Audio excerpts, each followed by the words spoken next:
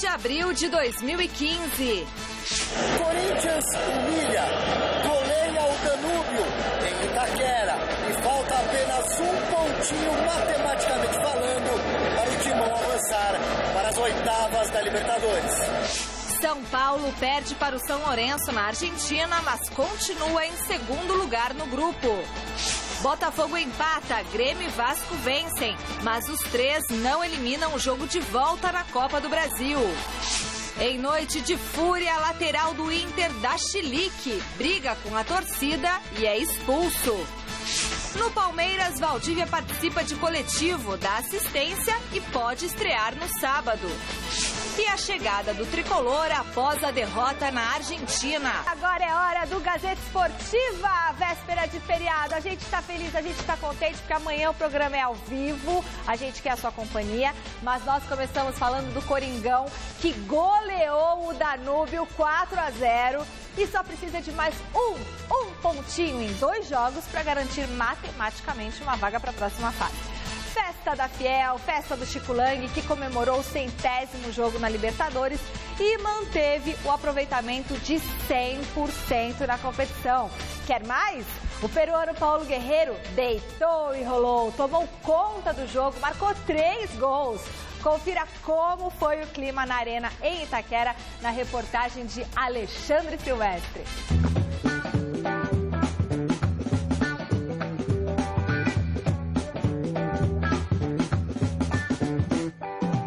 Sem sombra de dúvidas, o Corinthians tornou-se um time quase imbatível. Planejamento.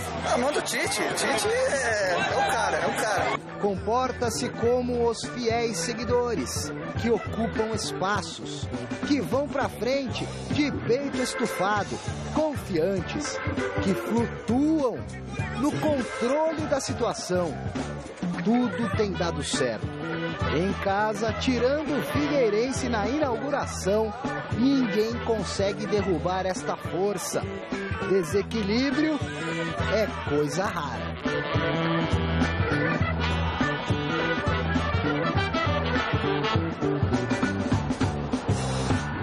Os 39 mil que enchem de novo a arena em Itaquera estão pra lá de otimistas. Invicto novamente. O 100º jogo da história alvinegra na Libertadores é contra o Danúbio. Uruguaios que ainda não saíram do lugar. 3 partidas, 3 derrotas. E a 4ª a caminho. Hoje é o resultado... É baba? Não é baba, mas vai ser 4-0. E o... Não é baba? Não. 4-0 não é baba? Não é baba pelo seguinte, porque o time tá merecendo. Premonição oriental. Antes da goleada, o povão festeja a derrota do rival, anunciada em alto e bom som. Arena Corinthians informa. No estádio Morro das Oito, na Argentina, jogo encerrado. São Lourenço 1, São Paulo 0.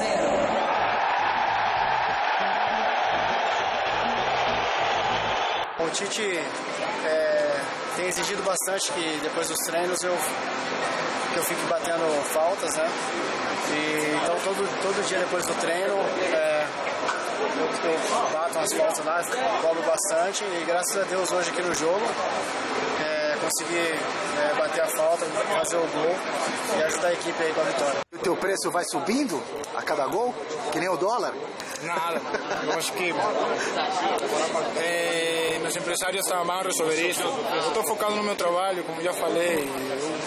Eu não quero saber nada disso. Quando resolver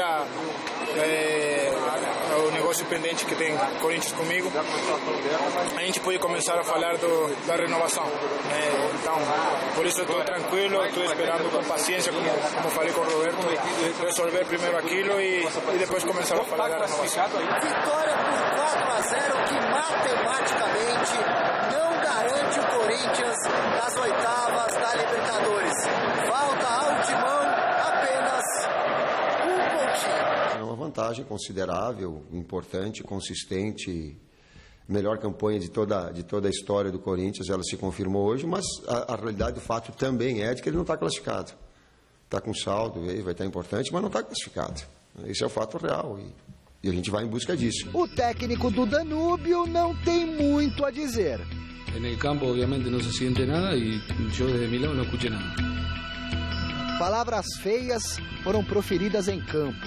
Mais uma ofensa racista no futebol, de jogador para jogador. A vítima da vez, Elias. Todo mundo acha que o que aconteceu dentro de campo fica dentro de campo. A gente só lamenta. Acabei de falar agora, o que a gente tem que sentir é dó do ser humano que faz um negócio desse para televisionado para todos os lugares do mundo, crianças assistindo. Então, quem tem que estar chorando no vestiário não é o Elias, sim quem xingou. Então o Corinthians não vai tomar atitude nenhuma, porque o Elias também quis dessa forma. Fica dentro de campo e vamos embora. O que importa é que 4-0 ganhamos, eles estão desclassificados.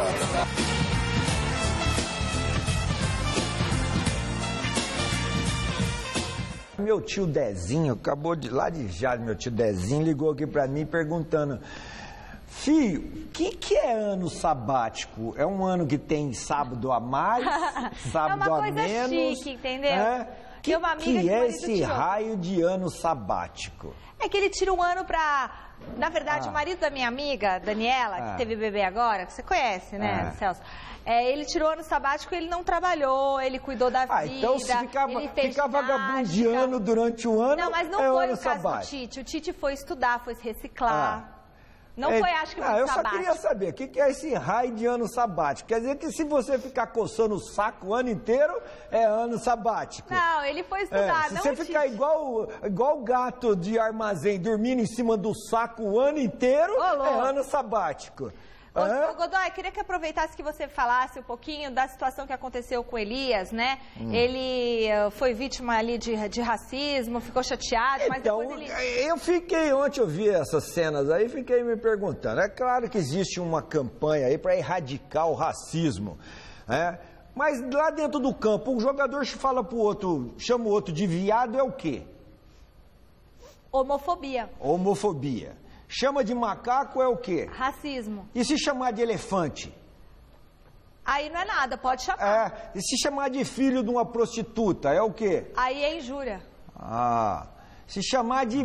Chamar de elefante é porque tu chama uma pessoa de gorda, é bullying. Você entendeu? Existe uma campanha aí pro racismo e tal. Quer dizer que se chama de macaco é racismo, mas se for de viado, de girafa, porque, na verdade, de capivara... É que não existe ainda de Bambi, e se chamar de Bambi. Então, Bambi ainda, não é racismo. Essa é a questão. Hoje existe uma lei. Certo. Hoje é crime. Certo. Você chamar alguém aqui de macaco... No Brasil. No Brasil, é crime. Aqui no Brasil. É crime. E no Uruguai. Não importa, ele está aqui dentro, é crime. No Uruguai também? Não, no Uruguai eu não sei. Mas aqui é crime, é o que importa. Aqui ele está no Brasil e cometeu crime. Tá bom. Homofobia ainda não virou lei. Então, teoricamente, ainda não é crime, é apenas um preconceito, mas que também é o mesmo caso. Tanto que estava uma discussão na época das eleições, a Marina defendia, inclusive, no primeiro momento, a equiparação da homofobia à lei de racismo, depois recuou por conta de conservadores, blá, blá, blá, aquela história toda. Mas que também tem que virar lei, porque quando você tem uma minoria que ela é discriminada, vítima de preconceito, você tem ali que criar não uma teve lei discriminação, não teve vítima, ali teve provocação. Foi o uruguaio Christian Gonçalves mas não importa, isso tem que acabar. Tudo bem, tem que acabar. O futebol não é um universo paralelo onde pode... Não, é um universo paralelo. Não é, não. Não, é um universo paralelo. É uma extensão da sociedade. Não, é um universo paralelo. O que tem que acabar é o seguinte, tanto é que o que você faz no futebol é julgado no futebol. Não. Então, é no futebol. Então, você se lembra do de sábado? Aquilo ali teve gente da polícia que quis se aparecer. Mas se o Elias... Quis se aparecer. Mas se o Elias abrisse e fizesse um boletim de ocorrência, o nosso querido jogador uruguaio também iria para a delegacia. Tudo bem. Eu quero mostrar o seguinte. O que acontece no futebol é jogado no futebol. Então a instituição do futebol, aí no caso que manda nessa competição, que é a Conmebol, tem que colocar lá.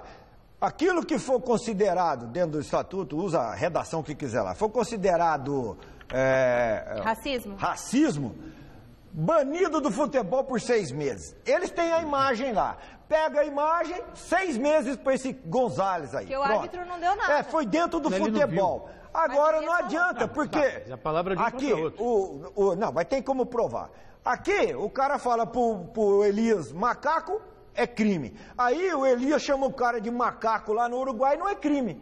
Então, dentro da legislação esportiva, que é uma competição esportiva, vai estar lá. Quem falar pro outro que é macaco, que é viado, que é girafa, que é Bambi, 6 meses de suspensão. Acabou, pô. Aí vai acabar com essa palhaçada. Caso contrário, não vai. Outro dia, jogando São Paulo e Corinthians, a torcida do Corinthians ficou o jogo inteiro chamando o Rogério Ceni de bicha.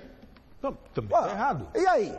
Né? Então tem que estar lá. É no futebol, não é no futebol? Xingava o Richarlison. Enfim, isso revela uma pobreza de espírito, uma falta de educação tamanha. Então o que aconteceu nesse jogo aí foi provocação, tá, mas não foi racismo. Mas a provocação... Foi provocação. Mas é uma imbecilidade, Godoy. Que seja imbecilidade. Você... Então vamos punir a imbecilidade. De que maneira vai punir a imbecilidade? Dentro do campo esportivo, que é a instituição que comanda a competição esportiva. Mete o ferro no cara. Agora, o que não pode ele vem aqui, diante dos seus hábitos e costumes e vícios, e faz uma atitude, não é punida. Aí o outro faz, é punida. Aí o outro não faz, então não adianta, cara. Tem que ser no campo esportivo. Quem chamar o outro de macaco, mostrar a banana e o caramba quatro...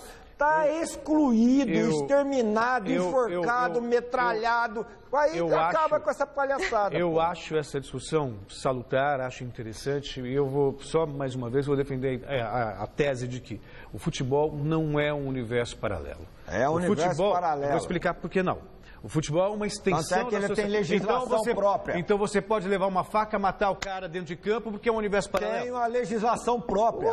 Tem a legislação própria. Mas existe uma lei maior, Tem a legislação própria. Existe uma lei maior, que é a lei Tanto que prevalece na cidade, própria, que no estado, nem a polícia pode entrar dentro do campo. Nem a polícia pode entrar dentro do campo. Então tem uma legislação própria. É universo paralelo.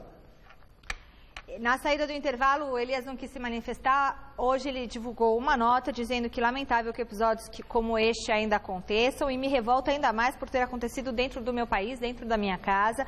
Ele é muito novo ainda, o Christian Gonçalves, que o ofendeu. Espero que com o tempo mais maduro ele perceba que o racismo é repugnante, mas o Elias desistiu, né? Justamente não, deveria ter feito um boletim de ocorrência. Pelo menos dava um susto no outro cara, né?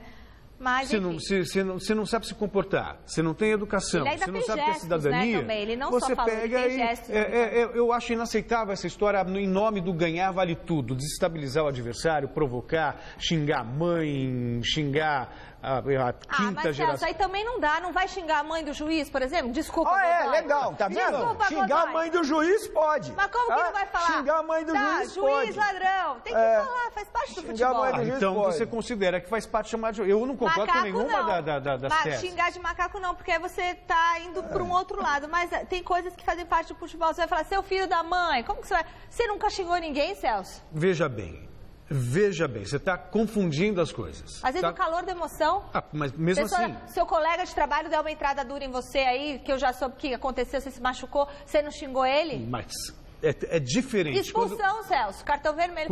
Sim, mas se você usa de termos discriminatórios, preconceituosos, isso é inaceitável. Isso sim. Acabou. Discriminação, chamar a pessoa de macaco. Racismo e homofobia é crime. O resto, xingar a mãe do Pelo que me consta, juiz, homofobia ainda não, certo, mas tem... Não, se xingar minha mãe, eu meto a mão na cara. Acabou. Eu tenho que ir para a enquete agora, que está no ar no site gazetesportiva.net, é a seguinte. O Corinthians, depois da goleada de ontem que empolgou a torcida corintiana, nós queremos saber de você aí de casa. O Corinthians é o atual melhor equipe? O Corinthians atual é melhor que a equipe de 2012? Ah, bom, melhorou. A equipe atual... A equipe do Corinthians atual é melhor que a equipe de 2012? Porque o Tite atual é melhor que o outro Tite. Concordo. E a gente tinha esse medo quando ele aceitou... Eu não tinha.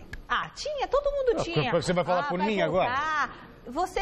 É difícil voltar para um time que você já foi campeão, não sei o que lá. Mas ele voltou e agora eu entendo porque ele voltou. Porque ele é um Tite melhor. Celso Cardoso, a palavra é sua. Sempre mais, Celso, sempre mais. Sempre mais. Eu acho esse Corinthians melhor que aquele.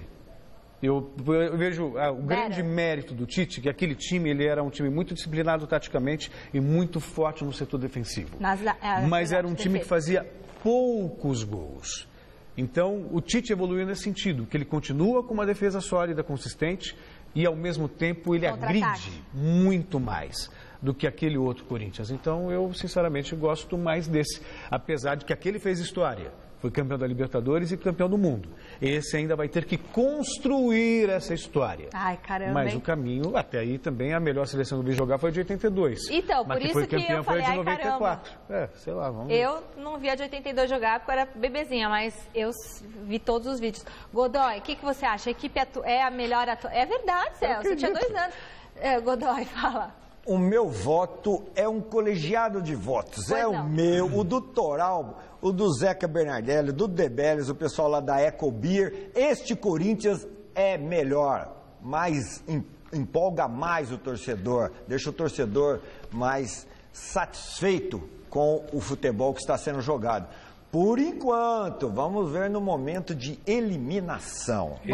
Aí vai exigir controle emocional, mas com o grau de confiança que o Corinthians está hoje, ele vai atropelar este ano mais do que atropelou o ano passado. Isso que é moral, hein? Esse colegiado sequer sabia qual era a pergunta, mas te deu ali a procuração, a carta branca para você pegar e votar em nome deles. Esses corintianos aí, o Toral, o Zeca Bernardelli, o Ricardo, esses caras falam assim, Godoy, tudo que perguntar a favor, envolvendo o Corinthians, você vota a favor. Boa. Bom resultado sai no final do programa de hoje. Até o Pascoal, cara, esse mala do câmera que tem aqui, fica falando... Esse é o Flávio. Quem? Aquele outro mala que faz assim, ó. Aqui, olha lá, a mala. Já bateu até vermelho ali, ó, o antebraço lá e com o braço. Vamos falar do Godoy, não, do São Paulo, Godoy, que o São Paulo se complicou na Libertadores, hein? Uma vacilada do zagueiro Rafael Tolói, acho até que ele vai ser afastado. Deu a vitória. Afastado, vai pôr quem no lugar dele? Então, é justamente essa a questão. Essa é a questão. Tem Luan, tem sei lá quem. Vitória ao São Lourenço por 1-0. E os argentinos, encostaram na tabela de classificação. As duas equipes estão com 6 pontos, mas, por enquanto, o time de Muricy Ramalho leva vantagem por ter 2 gols de saldo. Jogando no estádio Novo Gasômetro, o São Paulo conseguiu segurar os ataques do São Lourenço até os 25 minutos do segundo tempo, quando Cauteruccio deu um lindo chapéu em Rafael Tolói e arrancou para fazer o gol da partida. Um golaço do atacante uruguaio. E ficou assim, 1-0 São Lourenço. E o jogo desde o primeiro tempo muito controlado, nosso time marcando bem assentado no meio campo, o time deles já errando muitos passes, isso é sinal de que já estavam batendo desespero. E num lance realmente isolado, eles começaram a pôr a bola na alta, né? Aí tomamos um gol. Eu acho que o time nesse dia ou nessa noite jogou bem, enfrentou, nunca sofreu pressão, que aqui é difícil, mas é coisa da bola, ou seja, eu acho que ainda tem coisa reservada na frente bem ainda. O que prejudicou muito foi o Kardec. O Kardec realmente é o cara de frente nosso, e aí a gente fica sem um cara de frente, porque o Pato é um cara que sai da área, né? Então fez muita falta. Eu acho que se a gente continua com esse time que começou o jogo, a chance nossa era maior. A rede balançou também pela Copa do Brasil. Vasco e Grêmio ganharam, mas não conseguiram eliminar o jogo de volta. No confronto entre os Botafogos da Paraíba e do Rio de Janeiro, tudo igual. América de Natal e Goiás venceram e garantiram a classificação para a próxima fase. Na Arena da Floresta, Bernardo passou para Tales, que abriu o placar para o Vasco diante do Rio Branco. Ainda na primeira etapa, o zagueiro Douglas Silva subiu mais alto que todo mundo para fazer o segundo da equipe carioca. O resultado eliminaria a necessidade do jogo da volta. Mas aos 35 da etapa complementar, Quinho acertou este belo chute e deu números finais ao duelo. Rio Branco 1, Vasco 2. No estádio Manuel Barreto, em Ceará-Mirim, Rio Grande do Norte, o América de Natal passou o trator em cima do Globo. Sonoros 5-1 para a equipe americana. Com a vitória, o Mecão já garantiu vaga na sequência da Copa do Brasil e vai enfrentar na próxima fase o vencedor do confronto entre Atlético Goianiense e Coruripe de Alagoas. Em João Pessoa, duelo entre os Botafogos da Paraíba e do Rio de Janeiro. E só 2 jogadores estavam a fim de balançar a rede. Rafael Oliveira abriu a contagem a favor da equipe mandante. Bill, primeiro de pênalti, e depois, completando o cruzamento de Jobson, virou a partida para o time carioca. Mas Rafael Oliveira ainda achou uma brechinha para deixar tudo igual no nordeste do país.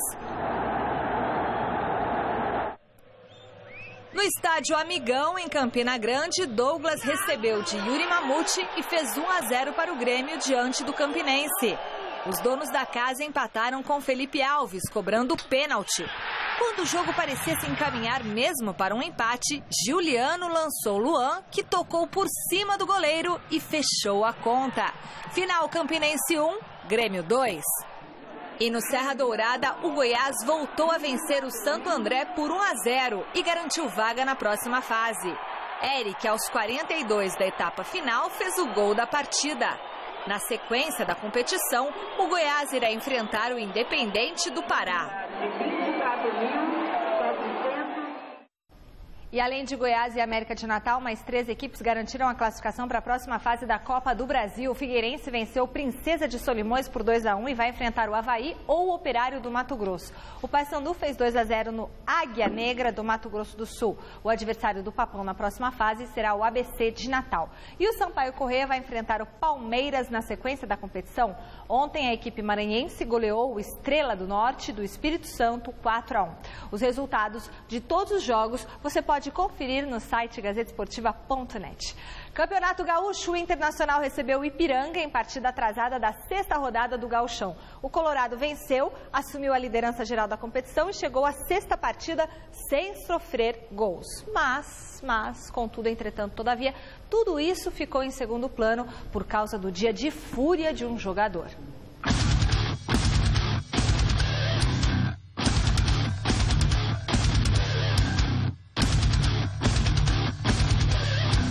Qualquer ser humano está sujeito a um dia de revolta. Mas quando se trata do lateral esquerdo do Internacional Fabrício, a notícia é recorrente. O jogador tem um longo currículo de confusões na carreira e ontem adicionou mais um episódio a esse histórico. Na partida de ontem do Colorado contra o Ipiranga, em jogo adiado da 6ª rodada do Gauchão, ele não aguentou as vaias-vindas das arquibancadas e se descontrolou. O árbitro Luiz Teixeira estava próximo e viu os gestos obscenos de Fabrício. Assim, expulsou o lateral de campo, que descontente tirou a camisa e jogou no chão. Os jogadores do Inter tentaram controlar Fabrício, mas ele estava realmente surtado. Continuou a fazer gestos para a torcida e afirmou que iria embora do Colorado. Imediatamente, a diretoria do clube da Beira-Rio anunciou a suspensão imediata do atleta até o final de semana e afirmou que o desfecho do caso será divulgado na segunda-feira. Contudo, o técnico Diego Aguirre tentou amenizar a situação. Lógicamente que fue una cosa triste, una cosa fea que no puede acontecer. Yo puedo hablar mi opinión sobre Fabrício. Acho que es una muy buena persona, un gran jugador, un buen profesional que trabaja muy bien cada día, esforzándose. También es un cara bastante sensible a las críticas. No justifico nada, no es una disculpa para lo que aconteció. Mas él también ha vivido algunas situaciones complicadas a nivel personal, a nivel familiar, y a veces acontecem essas coisas. O destempero de Fabrício repercutiu nos principais jornais do mundo inteiro, que destacaram a notícia com fotos e o registro em vídeo do ocorrido. Quanto ao jogo, esse pequeno detalhe, o Internacional venceu o Ipiranga por 1-0 com gol de D'Alessandro e assumiu a liderança do Campeonato Gaúcho.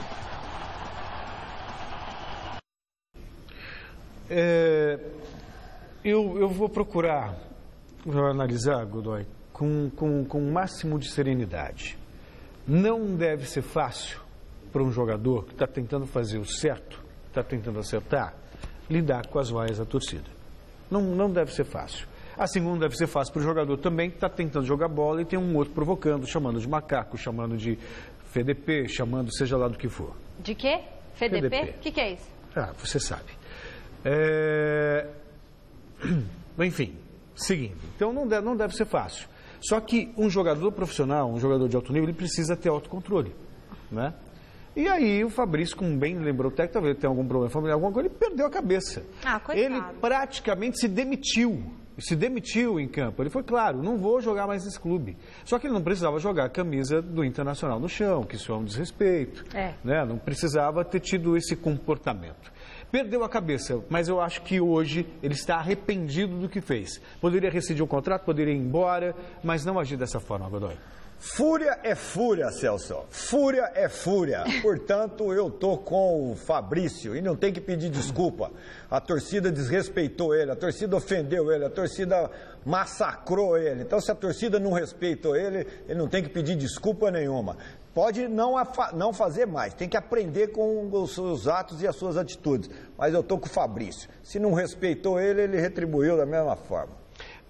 Mas aí é um torcedor ou outro, né, Godoy? Não é um torcedor ou outro, não. Era um monte de torcedor lá. Toda a torcida. Tudo bem, ele já desabafou e quem está com fúria desabafa e não tem, generaliza. E já mandou todo mundo também tomar suco de caju e vai embora para ficar calmo. Bom, o presidente... Não, pode falar, diga. Pode falar do presidente do Sim, Internacional? Claro. Falou que foi uma atitude lamentável, que o Fabrício fez isso de cabeça quente, que eles não vão tomar uma atitude agora, só na segunda-feira, depois da Páscoa, e até então o Fabrício estará suspenso. O pífero, né? E ele lamentou, puxa vida, falou que a camisa do Inter é um manto sagrado, por isso que o Inter ficou chateado. Acho que o Fabrício tinha o direito de fazer tudo, menos jogar a camisa fora, porque a súmula do árbitro relata que ele falou o seguinte: vou embora dessa M3 pontinhos. O árbitro falou que ele vociferou palavrões aos colorados presentes no jogo e tudo mais, e colocou vão todos tomar naquele local, então... isso está tudo relatado na súmula. Então o Fabrício vai ser julgado e vai pegar também. Tudo bem, extravasou, beleza, mas colocou suspensão. A carreira dele em risco, né? Você tem que ter um autocontrole, porque num dia de fúria você pode fazer uma bobagem irreparável. Essa foi uma delas. Twitter do programa, twitter.com/Gazeta Lá você fica sabendo tudo que rola no Gazeta Esportiva e você também pode ver os programas no site da TV Gazeta, tá? Laura, Mariana, tvgazeta.com.br. Vocês perguntaram onde que poderiam assistir o programa de ontem, então é no site da TV Gazeta.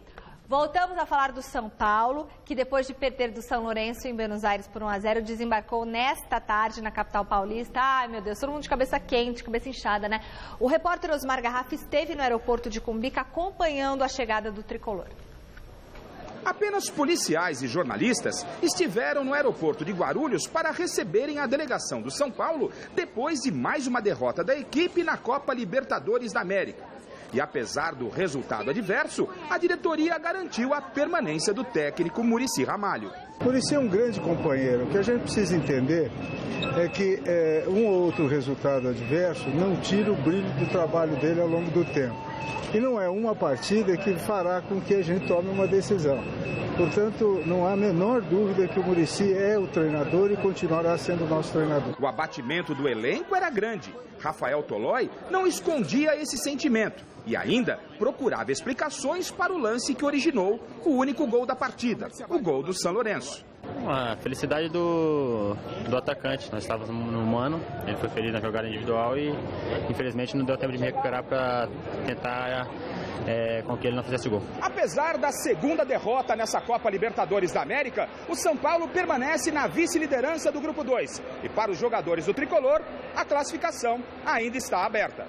Olha, nós estamos parelho com um adversário direto, que tem os jogos idênticos ao nosso, com inversão de mando de campo.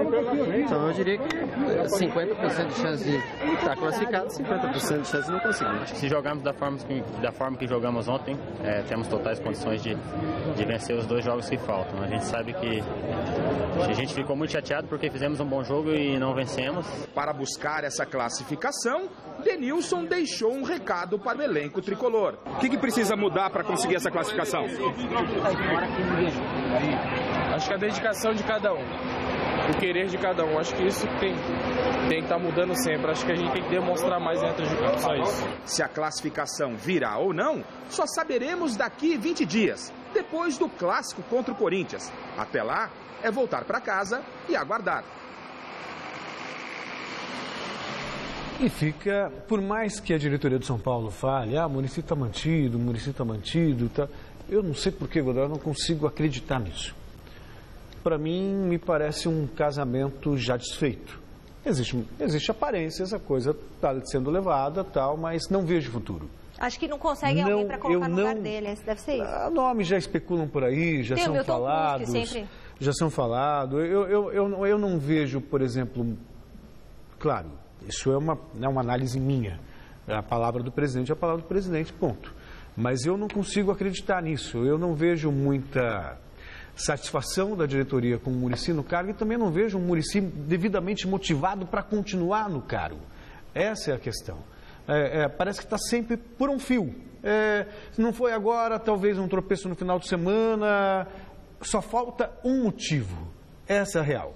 Talvez a diretoria do São Paulo esteja esperando mais uma vez que o Muricy coloque o cargo à disposição, ou o Muricy esteja esperando que alguém o demita. Eu acho que é essa a situação. É só você ver o semblante do Tite na beirada do campo, a satisfação que ele sente em ver a equipe fazendo aquilo que ele treinou, que foi trabalhado, que foi combinado, e ver o comportamento dos jogadores com o Muricy e do Muricy com os jogadores. O jogador não obedece o Muricy, o jogador se revolta com o Muricy, até do Muricy segurar a bola, o jogador vai lá e dá um soco na bola, achando ruim dele segurar a bola num simples arremesso lateral. Então, digamos que nessa comparação que você fez aí de casamento, eu diria que o Muricy está dormindo no sofá. O próximo jogo do Palmeiras é no sábado de Aleluia. E tinha que ser bem no sábado de Aleluia, né? Já tinha muito torcedor do Verdão dando aleluia porque o Mago Valdívia estaria de volta ao campo. Mas, agora à tarde, a assessoria do clube confirmou que o jogador não será relacionado para o confronto com o Mojimirim, mas deve participar de um jogo-treino contra o São Caetano na segunda-feira. Eu não acredito nisso. É verdade, gente. Essa notícia é quente mesmo. Ele não vai jogar.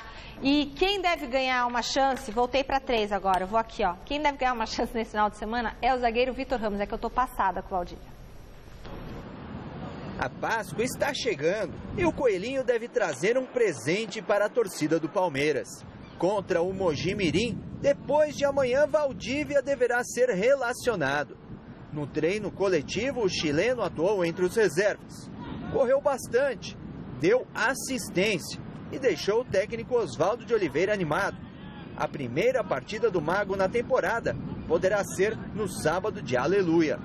O Valdívia é um jogador que dispensa comentários, né? Todos nós sabemos disso. É um jogador fora de sério.